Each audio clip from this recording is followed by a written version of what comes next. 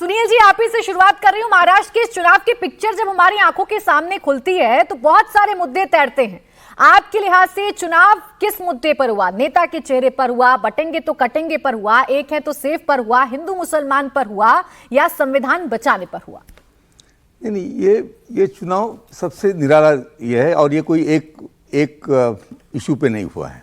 ये इशू पे ये हुआ है, ये लोकसभा का जो चुनाव हो गया उसमें जो हुआ उसका ये नंबर 2 है। ये वहाँ से अलग नहीं हो सकता।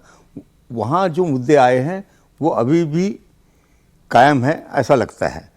इसका एक कारण ऐसा लगता है कि जिस तरीके से कम वोटिंग हुआ है वो अच्छा नहीं, वो अच्छी चीज़ नहीं है। इसका मतलब लोगों के बीच में मन में कोई बेचैनी है, कोई अलग चीज़ ये है, क्योंकि पहली बार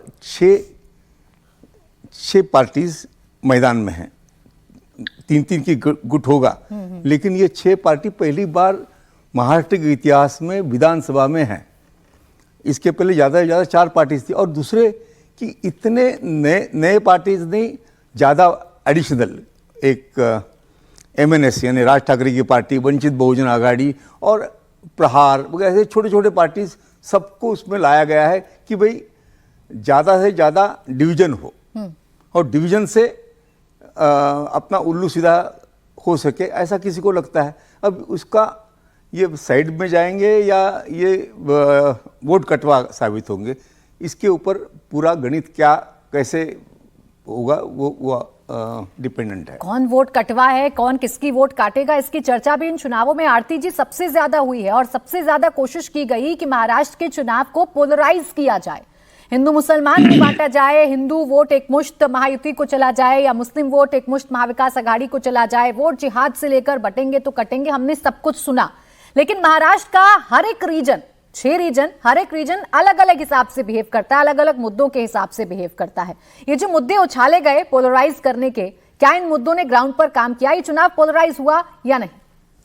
देखिए, पोलराइजेशन जब हम कहते हैं तो हम हिंदू मुस्लिम पोलराइजेशन की बात करते हैं। इस देश में हिंदू मुस्लिम, ये अनफॉर्चुनेट है, बहुत ही दुखद है कि अभी भी 75 साल के बाद भी हिंदू और मुसलमान अपनी आइडेंटिटीज़ को लेकर वोट डालते हैं और इस पे बढ़ जाते हैं। तो जब बढ़ जाएंगे, कट जाएंगे, सिर्फ एक ही संदर्भ में नहीं देखना चाहिए। आप देखिए कि पूरा देश बट रहा है, हिंदू मुसलमान में, फिर मराठा वर्सेस नॉन मराठा में, खासकर महाराष्ट्र में, फिर मराठों के अंदर भी आज कितने गुट आपके सामने है। शिवसेना जो अपने आप को चैंपियन या सबसे बड़ा जो फोर्स मानी जाती थी मराठों की, शिवाजी के जो वंशज है, जो उनका एक कम्युनिटी है, उनके जो वो सेवियर थे, कस्टोडियन थे, माने जाते थे बाल ठाकरे साहब,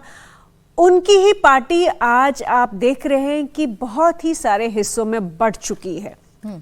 पोलराइजेशन की बात जहां तक है, वहां तक ये साफ है कि मुस्लिम ब्लॉक जो है, मुस्लिम वोट बैंक जो है, वो कंसोलिडेटेड लग रहा है महाराष्ट्र में भी, कि जैसे कि हमने उत्तर प्रदेश में देखा, जैसा कि हमने पार्लियामेंट्री इलेक्शंस में देखा कि मुस्लिम वोट बैंक जो है एन मास कांग्रेस की तरफ जा रहा है। चूंकि बाकी छोटी पार्टियां भी इसमें घुस गई, हमने देखा OIC साहब भी इसमें घुस गए, समाजवादी पार्टी भी घुस गई, और सब पार्टियों ने खुल के तुष्टीकरण की राजनीति की।